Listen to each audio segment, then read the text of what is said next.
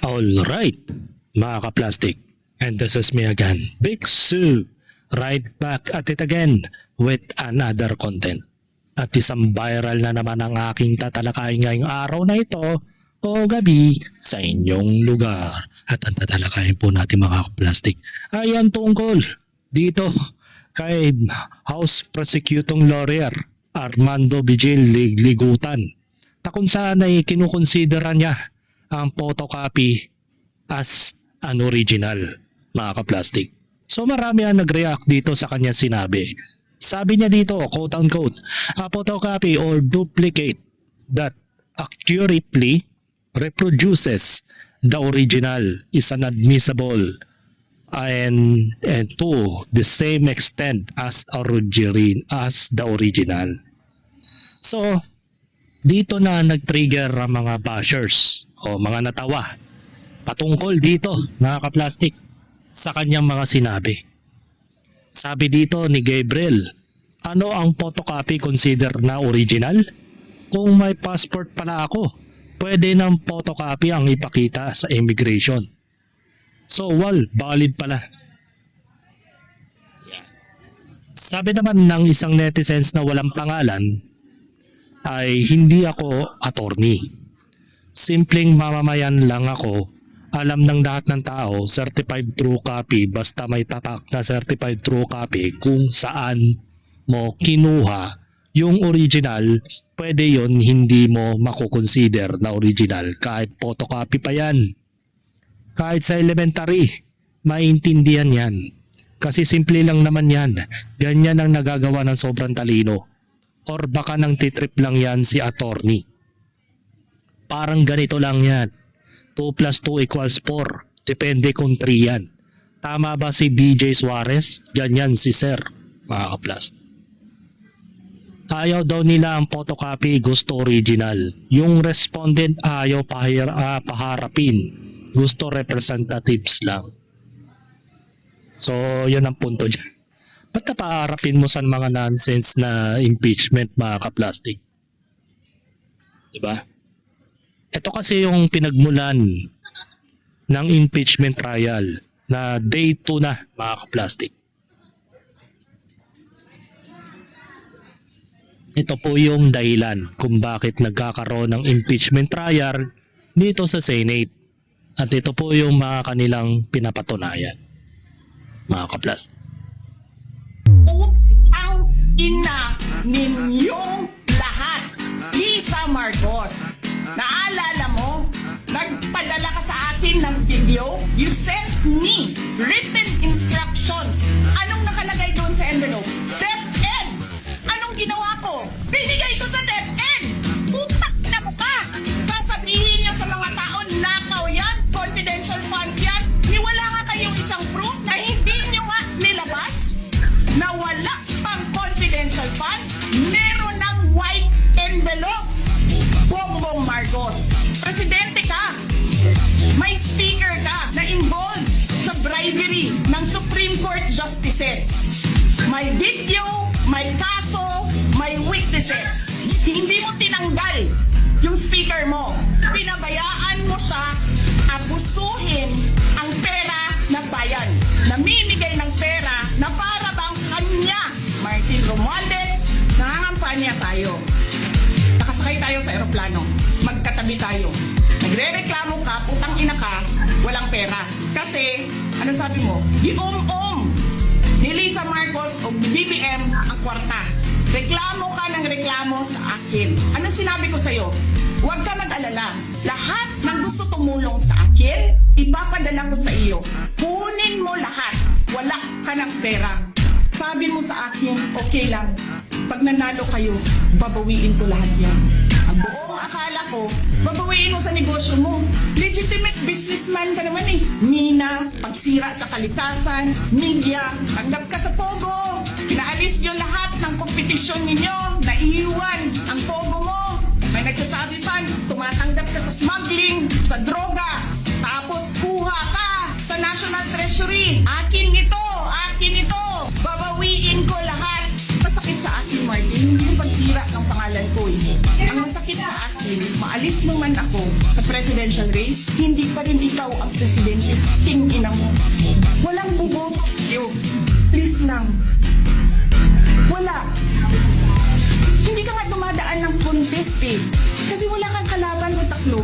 There is nothing in you except money.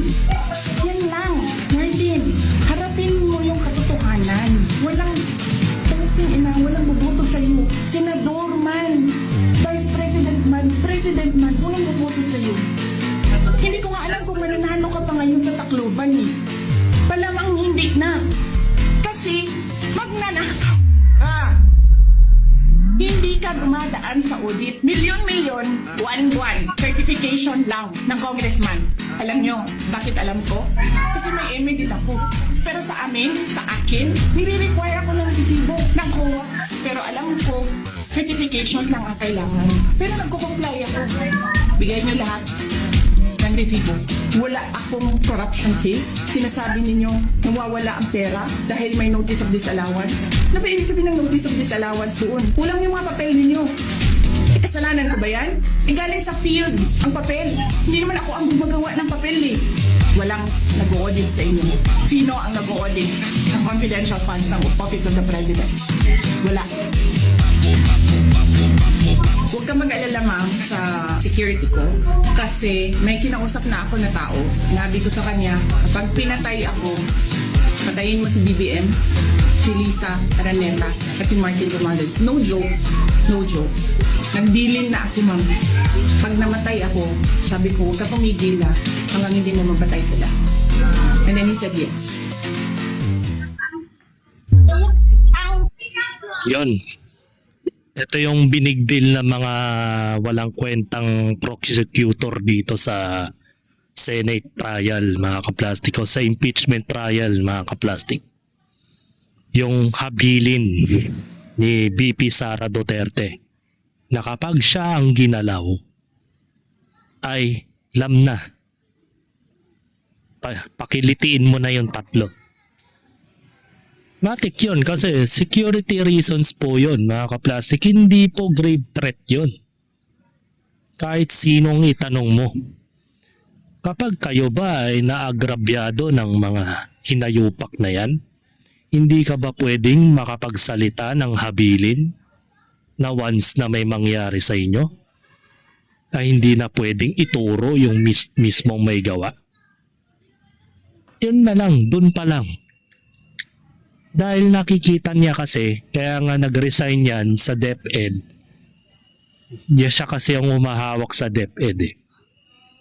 Dahil ginagatasan na siya ng mga hindurotot na yan. Hingi ng hingi ang pera ng mga kongresista out of nowhere na hindi niya alam kung bakit nanghihingi sa kanya ng 5 bilyong piso. Tapos, nung hindi pinagbigyan, parang nagkaroon pa ng masama ng loob yung mga kongresista sa kanya. Binigdil kasi, mga kaplastik, yung mga ganitong paratang ng mga prosecutor. Yan. Sabi nga niyo, ilabas niyo ebidensya kung tama yung aligasyon ni Inday nyo. Di ba? Simpleng salita lang yan. Binigdil nila. Pero yung mga nakita sa larawan, mga maleta, mga videos na patunay na hinakot ng mga 18 Marines, hindi nila kinonsidera as original, mga kaplastik. Pero yung mga ganito, inauthenticate pa nila dahil lang nagbanta yung tao, sabi nila. Ang lutong ng mura, dapat ganyan ang pinaparinig doon sa hearing para matamaan ng mga congressman doon. Much better for the full video to be presented rather than the clipping. Tama yun. Kasi ito, spliced na rin din tong video na to eh. Napanood ko yung original niya, napakahaba. May mga nasabi rin si Inday Sara diyan na hindi na na-scope itong itong spliced na video na ito. Sobrang dami niyang sinabi doon pero hindi na na-re-upload. Sa dami ng isiniwalat ng BP sa video niya, ni wala man lang nag-effort na imbestigahan o nilatag niya about kay BBM, asawa niya at kay Romualdez. Totoo yun. Isiniwalat na ni BP Sara yung mga nangyayari kung paano nila pinamimigay yung pera na hindi naman sa kanila ang galing. Bakit hindi inimbestigahan yun? Bakit hindi naririnig ng mga tarantadong prosecutor dyan sa day 3 ng impeachment trial yung mga ganitong bagay? Pero mas naririnig nila yung sinasabi nilang grave threat, mga kaplastic. Ganito rin yung mga nangyayari sa mga trabaho, na kapag nagsasabi ka ng katotohanan regarding sa mga nangyayaring anomalya sa kumpanya, hindi nila nakakatigan yun. Ang tinitignan nila yung mga pagkakamali mo na hindi naman ganun kalaki, pinalaki nila. Ganun kakupal ang mga companies ngayon. Vice President ng Pilipinas yarn, unbecoming of VP and becoming of the government officials, unbecoming of the second head state and yet handle the DepEd. Napanood ko itong mga grade school student. Must be aware kung ano ang lalabas sa bibig nyo. Baka it will be backfire to you. Yun lang. So dito na nagsimula yung trigger ng mga kalaban ni Sara Duterte. Ina! So, ito na po yun. Ang mga sinasabi ni si Attorney Photocopyman na si Attorney Anpando Litgutan. Panoorin natin to. At ito ay nakatatak na sa kasaysayan ng ating bansa Na ano? bilang unang pagkakataon na ang isang vice-presidente ay nakipagkontrata sa isang mamamatay tao upang patayin no less than the president. Doon pa lang mali na ang comprehension niya, mga kaplastik. Nakipagkontrata daw. Habilin nga ni. Ikaw ba kapag nalagay ka sa panganib, wala ka bang ihahabilin sa mga tao sa paligid mo?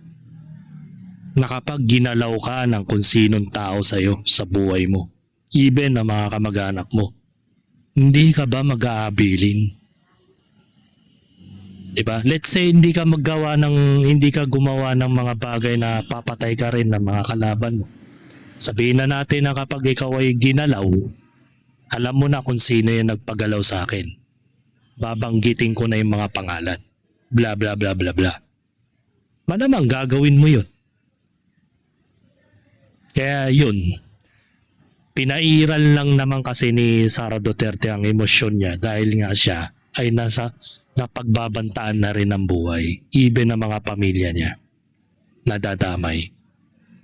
Dahil ang kalaban nila, hindi lang basta politiko lamang. Malaking sindikato na yan. Gaya na nga ng sinabi ni Percy Lapid. Malaking sindikato na yan. Marami ng mga taong koneksyon sa mga yan na possibly na magtrabaho sa buhay nila Sara Duterte. Tapos sasabihin mo kinontra ka. Anong klaseng comprehension yan? Hindi naman kontrata yun. Mamamatay tao upang patayin no less than the President of the Republic of the Philippines. Panglima. Your Honor, may I object? Is this a speech or an offer? Your Honor, please, with all respect to Tama. counsel, it should not be a May I register my continuing There is objection? no proper ground. This is offer of testimony. Please hold your horses. Number 5. Speech nga eh. The public statements and threats of the Vice President were publicly live streamed and captured on video. Number 6. Agent Kalilong is a designated agent on case for the investigation. Number 7. As agents on case, Agent Kalilong personally conducted and participated in the cybercrime and open source investigation relating to the subject video and related digital recordings. Pangwalo, sa takbo ng open source investigation na pag-alaman ng NBI na ang Vice Presidente ay nagpahayag din ng iba pang kahawig na pananakot sa buhay ng Pangulo. Kasama na ang sinabi niya sa publiko na minsan naisip niyang pugutan ng ulo ang Pangulo ng Republika ng Pilipinas. Number 9, in the course of the investigation, Agent Calilong duly identified, preserved, collected, and authenticated the subject video and other Obvious na obvious talagang pinagtatanggol nila yung kanilang presidente. No? Halatang lahat ng mga patterns kung paano inaresto si Senator Marcoleta, pati si dating Senator Mike Defensor, at the same time dinala sa ICC itong si dating Pangulong Duterte, at the same time itong si Bato de la Rosa ay napipitikan na may dala sa ICC. It's a pattern of revenge eh. Parang patungkol ito sa Pangulo eh. Kaya nga hindi mawawala sa isipan ng taong bayan na ang mastermind talaga sa malawakang korupsyon dito sa Pilipinas ay walang iba kundi itong ating Pangulo, mga kaplastik.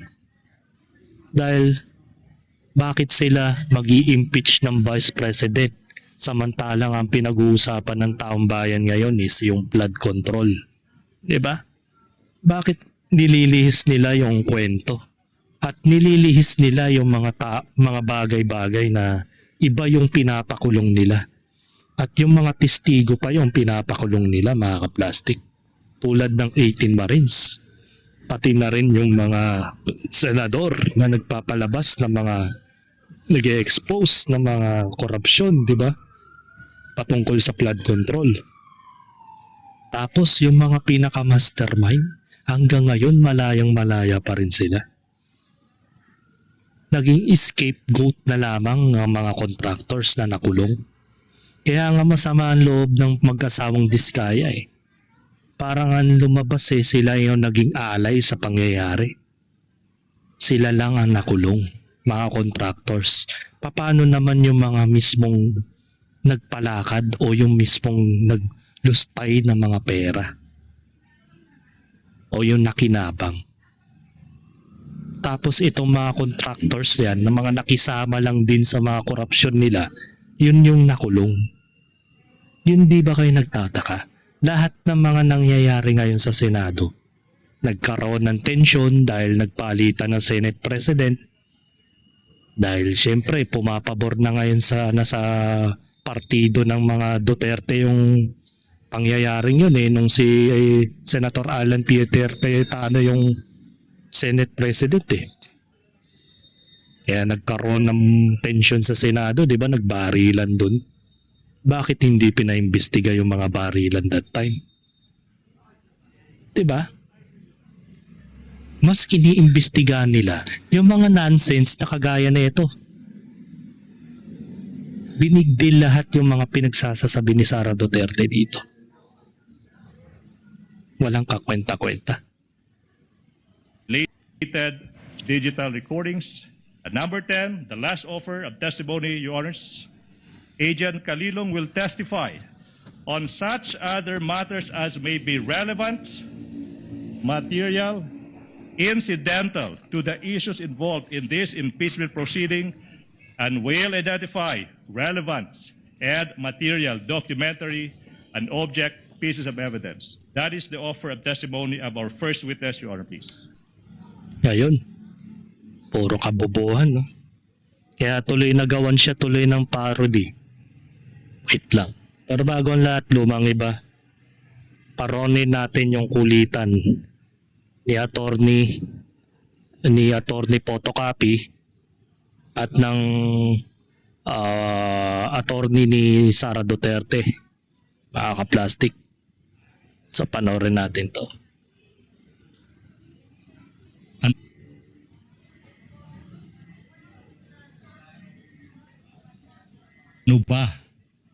Ano ba exactly yung sinabi ng Vice President nung araw na yan, November 23, 2024? Objection, Your Honor. Well, Vague. I'm not yet done. Well, Your Honor, the pauses of the prosecution are very confusing. Kindly let the counsel for the prosecutors finish his question Precisely, before you Your Honor. object. May I Counsel ask for the prosecutor also may proceed. may I ask, instead of this, Your Honor, may I ask that the Honorable Court direct the witness to allow me to object before answering? Because No. precisely the questioning of the prosecutor Okay, what? is there are many pauses, which it's confusing if he's done or not. Counsel, tama. witness even on Paputol-putol eh. occasion forgot what the question was because he did not respond to the question of the prosecutor. Yes, Your Honor. So I just Court will make sure of that.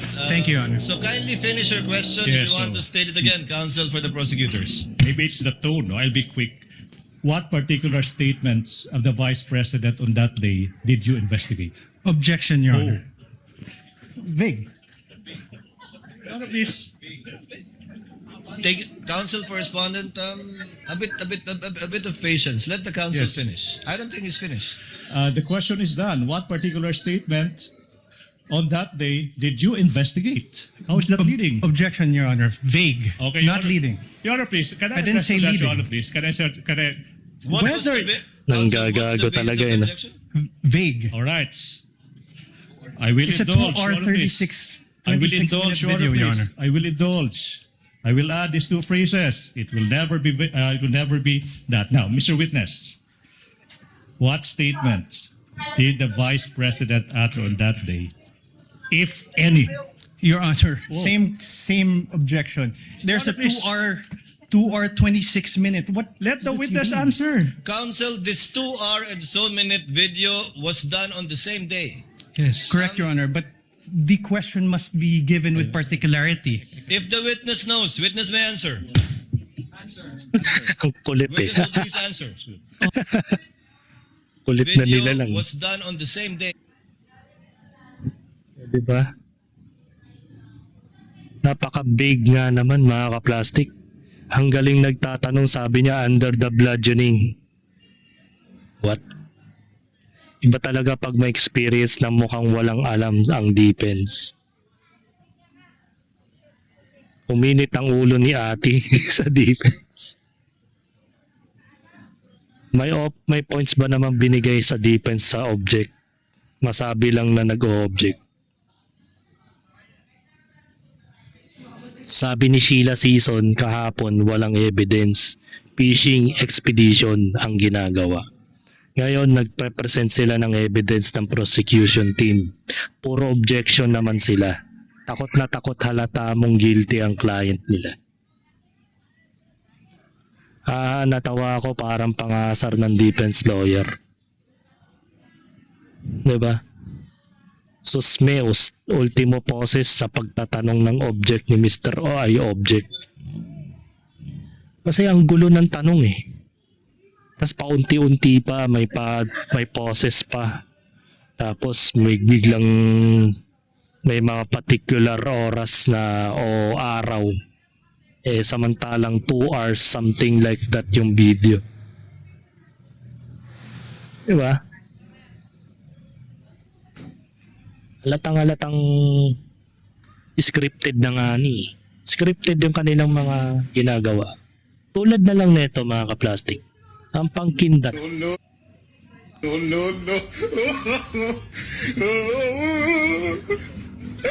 Ano? Yan mala Tito Soto rin ng galawan eh, no? May kindat effect pa. Yan talaga yung sinasabi nila na magic sign. Kindat. Halata namang talagang wala na. Wala lang, may masabi lang na witness. Tapos sasabihin niya bakit siya yung trending. Parang nakita ko na yan sa Senado ganyan ang kindat. Tito Soto. Bossing, di ba meron dati yan sa 8 Bulaga? Ngayon kumindat din, napaka-pedi ano. Huli sa 360 degrees na camera, ingat ka dong kung wala kang training. Ayan, kasi kasinungalingan mo kasi, bloodbath ka. Di nakakuha sa kindat, halata na kayo masyado, tapos kay attorney, daming humahanga ng may mga nag-share post na kala mo. Kagalingan nga. Ano kaya ang hinihinangaan nila? Yung pagkindat. Halata naman scripted eh. So, yun. Dahil dyan, na-parody siya sa pagiging sipunin niya, mga ka-plastic. Photocopy now. Okay, sorry. Photocopy now is considered original.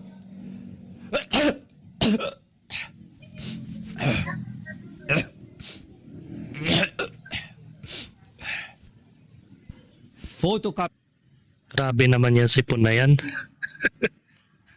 Meron pa sa baba. Para ng adik yun. Yan. Sabi ng bago po tayo magdebate, sabihin natin ang mismong batas ang sinabi ng Supreme Court. Rule 130 Section 4C, 2019 Revised Rules on Evidence. A duplicate is admissible to the same extent as original unless a genuine question is raised about the authenticity of the original, or it would be unfair under the circumstances to admit the duplicate in lieu of the original. Ano ibig sabihin nito? Ang photocopy ay isang duplicate. Ang duplicate ay maaaring tanggapin bilang ebidensya sa korte kung walang genuine questions sa authenticity at walang unfairness. Hindi nito sinasabing photocopy ay original. Pero sinabi niya, hindi rin nito sinasabing lahat ng photocopy ay automatic admissible. Magkaiba ang admissible sa evidence at consider an original.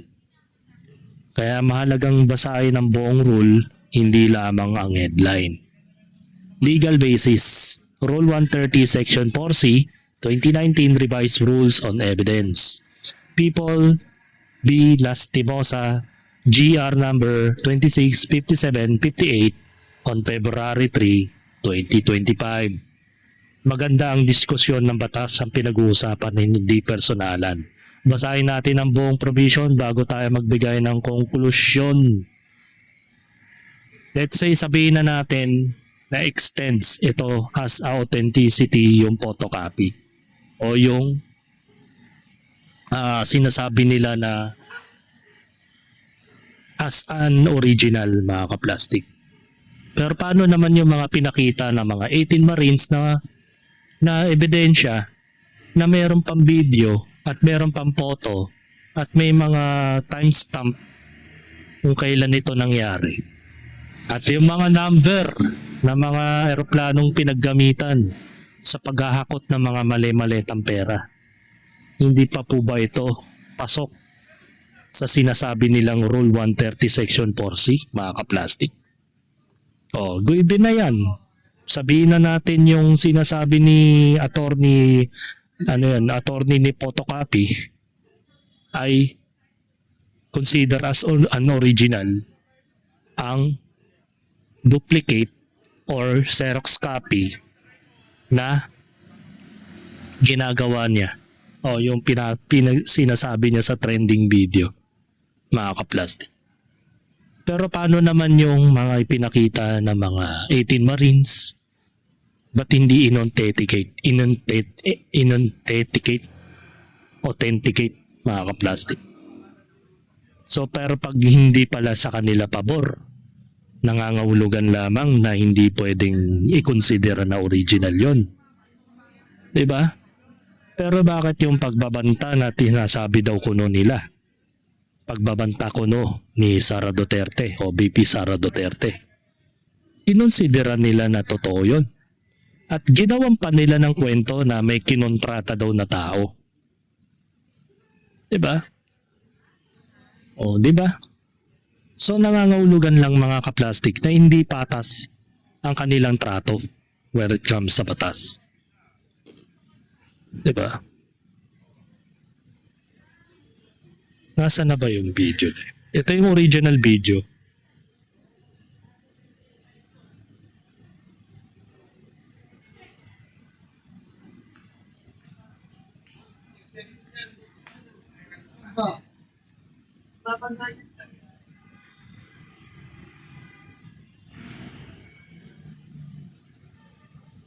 Ano, nakakatawa nga dito eh. Mga kampon ni Marcos lang ang may ganito. Ano kaya ang source nito? Yung isa may dugo yung ngipin, yung isa may uhog, yung isa naglalaway yung yung naglalaway yung gilid ng bunganga. Alata talagang mga gumagamit, mga kaplastik eh. Nasa na yung regarding dito sa authenticity na sinasabi niya? Nawala yung video niya.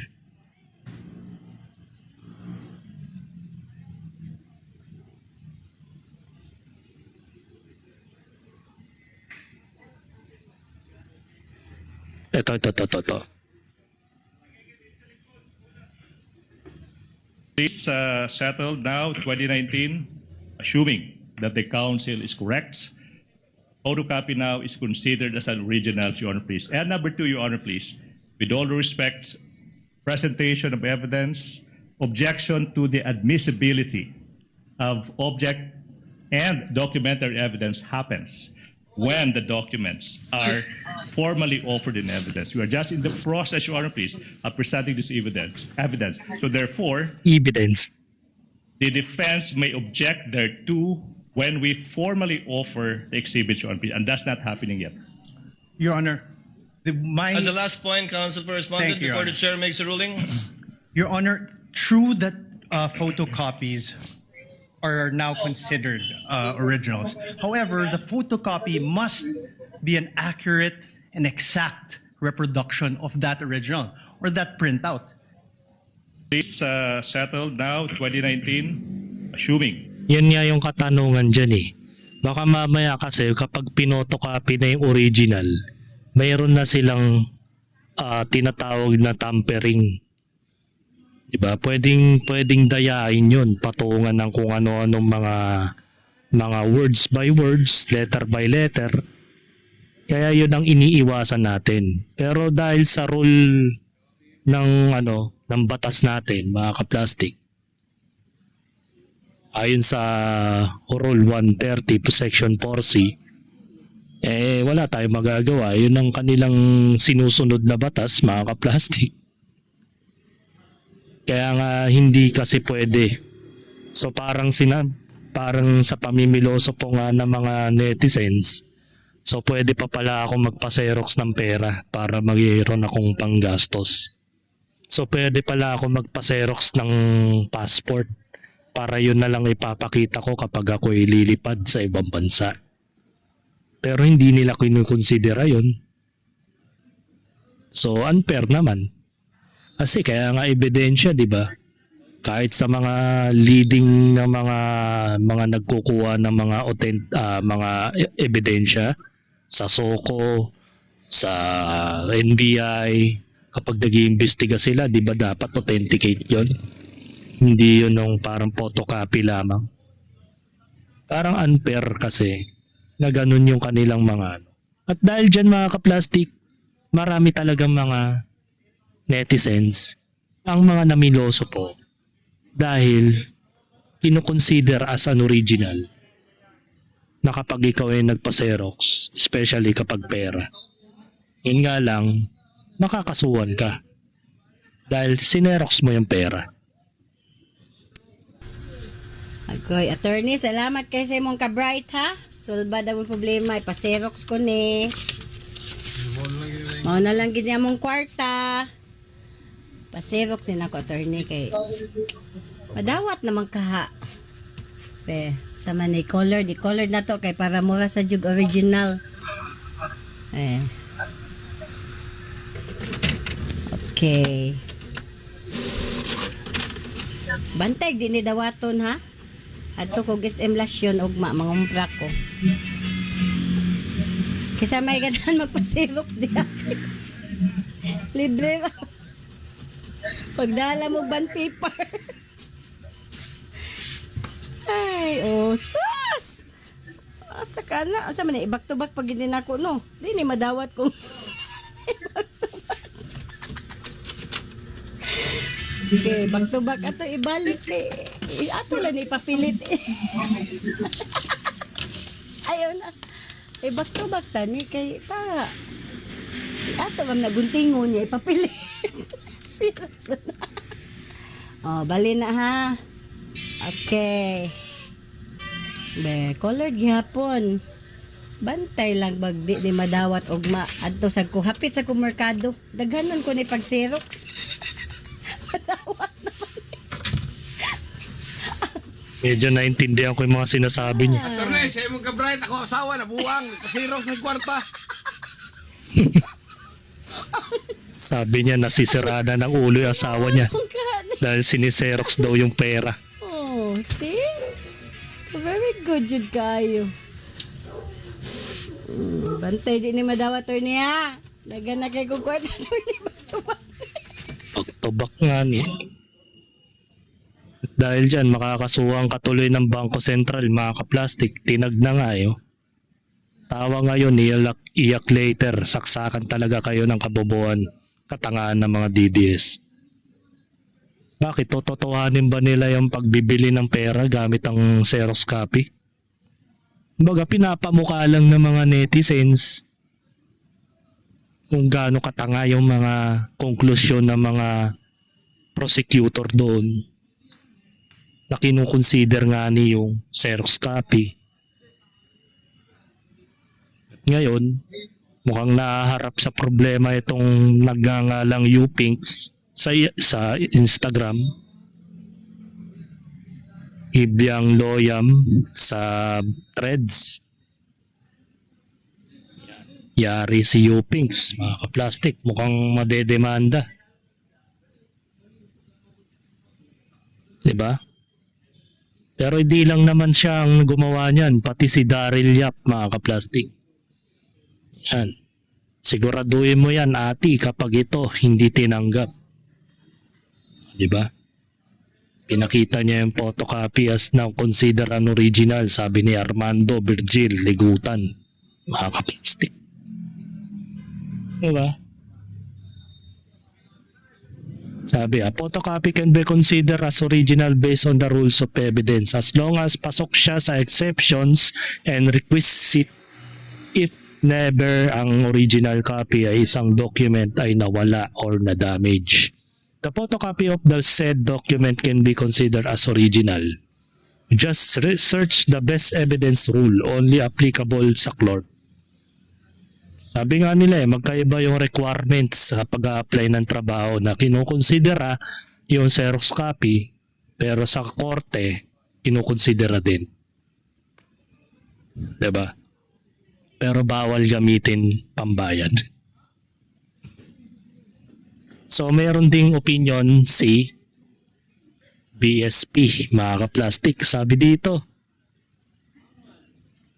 BSP says, no, photocopied peso bill aren't considered original copies. When the photocopy are considered evidence as fit as original copies, do photocopied peso bill count as good as real money? Anyone who turned into the Tuesday Senate impeachment trial of Vice President Sara Duterte must have witnesses. Several objections by the Defense Counsel regarding the validity of photocopied documents as evidence in court, mga kaplastik. So sabi na nga ng BSP, hindi nila kunin konsidera na yung Xerox copy mo ay tunay na pera. It's a joke lang naman ng mga netizens yun, mga kaplastik. Halata naman kayong hindi kayo makagit sa mga joke ng mga tao. Diba? So na dahil dyan, may sinasabi din si Abogada ng Bayan regarding dito. Panoorin natin. photo around ang photocopy ay original na, di pwede na rin daw mag-travel gamit ang photocopy ng passport. O kaya, i-photocopy na lang lahat ng dokumento. Mali po ang konklusyon na yan. Magkaiba ang rules on evidence at ang mga batas na nagre-regulate ng paglalakbay sa ibang bansa. Huwag po natin paghaluin ang dalawang magkaibang larangan ng batas. Well, ang sinabi ng Korte Suprema sa People of the Philippines versus Lastimosa, ito ay aplikasyon ng 2019 amendments to the Rules on Evidence. Rule 130, Section 4, malinaw po ang nakasaad. A duplicate is admissible to the same extent as the original unless a genuine question is raised as to the authenticity of the original, or in the circumstances, it is unjust or unequitable to admit the duplicate in lieu of the original. So madaling sabi, ang duplicate gaya ng photocopy ay maaaring tanggapin sa korte na parang original para sa layunin ng ebidensya. Kung walang tunay na pagtatalo sa authenticity ng original at kung hindi magiging unfair ang pagtanggap dito, hindi sinasabing ang photocopy ay naging original sa lahat ng pagkakataon. Yan ay rule. O yun, sinabi nila yun ha. Hindi nila kinoconsider na original ang photocopy sa lahat ng pagkakataon, mga kaplastic. Kasi po may possibility kasi na pwedeng tamperin yan ng mga kalaban nila sa politika. Tulad na lang ng pag nag-xerox ka, di ba? Ipapatong mo dun sa scanner. So pwede naman din yun ipatong dun yung mga words by words na pwedeng palitan. Kung yung video nga ni BP Sara Duterte, ini-splice nila Pinuputol-putol nila yung mga video para magmukhang masama si BP Sara sa mga panahong yun At pinalalabas nila na nangongontrata daw si BP Sara sa isang hitman. Wala naman siyang sinabing hitman doon. May hinabilin lang siyang tao. Na kapag ginalaw siya, galawin mo rin yung 3 taong gumalaw sa kanya. Hindi naman grave threat yun. Hindi rin naman kung ano ang tawag doon. So dapat ganun din. Hindi habang buhay, hindi sa lahat ng pagkakataon na ang photocopy ay masasabing original. Kasi may possibility kasi na pwedeng dayain lahat ng mga detalye nun at patungan ng ibang letra o maski mga pirma na mahalaga ayon sa mga nakikita o ayon sa mga nakalagay doon. Pwedeng doktorin, palabasin na to tunay yun. Mahalaga pa rin talaga na mayroong authenticity o mayroong original copy.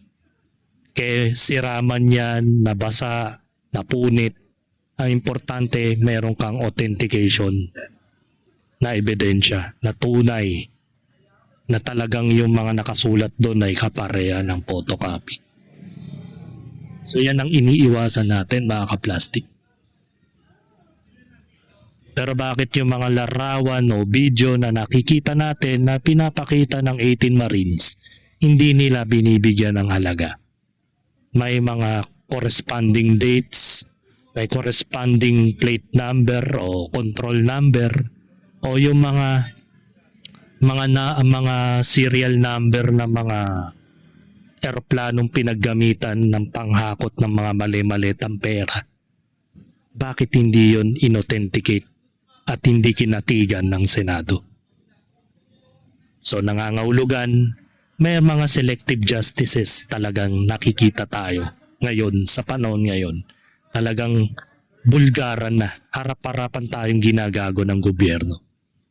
Na kung saan sila lang ang may karapatang mag-imbestiga, pero yung usaping flood control scam, di nila iniimbestiga. Wala silang pakialam doon. Kasi sabi nga naman ng Tulflix Brothers ay mag-move on na daw tayo. Kalimutan na natin yung mga flood control na yan. So madali palang kalimutan yun, no? Na umabot ng 445 billion o million yung mga ninakaw. Hindi lang 445 billion. Trillion na ang inaabot ang mga ninanakaw nila. Tapos kakalimutanin lang natin yon na parang walang nangyari. Diba? Eh kung sa mga kaso na ipinaparatang nila kay BP Sara, 'di ba? Mas marami silang effort o oras na imbestigahan tong ginagawa nila ngayon. Pero bakit sa flood control hindi sila agresibo? Halatang-halata kasi na lahat yung mga tao dyan ay nakinabang. Kaya pinag-uusapan na lang yung mga bagay na hindi namang kailangan pag-usapan pa. Tulad na lang yung sinasabi nilang allegedly grave threat ni Sara Duterte sa Pangulo at sa asawa niya. Eh di sana noon pag ginawa na ni BP Sara yan. Kung totoo man na meron siyang planong pagpatay sa 3 taong sinabihan niya. Sa 3 taong nabanggit niya. Galing, di ba? Walang imposible sa kanila kapag sila ang kumakalaban sa mga kalaban. Pero pag sila ang binabatikos, puro ang daming cheche-boreche, ang daming deletion, ang daming pagpipigil, marami silang pinakulong dahil tumistigo lang sa flood control. Ayun na, wala na. Doon mo lang malalaman na kapag nagsasabi ka ng katotohanan, lugi ka. Ikaw yung makukulong. Kasi ang kalaban mo, isang malaking sindikato na umuupo ngayon sa Malacanang. Maraming koneksyon, maraming taong kumokontrol sa kanya. Kaya hindi magawang tugisin tong hayop na to. So hanggang dito na lang ang aking opinion, and this is me again, Big Sue, lagi nagsasabing ang mga plastic ay matagal mabulok dahil ang mga plastic ay toxic. Kaya, what's up mga ka-plastic? This is Gambid, commentary video ng video live stream. Signing out. Alright. Mga ka-plastic, kung nagustuhan nyo ang aking video, isubscribe nyo lang ang aking channel. At the same time, i-hit nyo rin ang notification bell at yung all para ma-notify kayo sa aking susunod ko pang video sa aking YouTube channel. Maraming salamat po mga ka-plastic.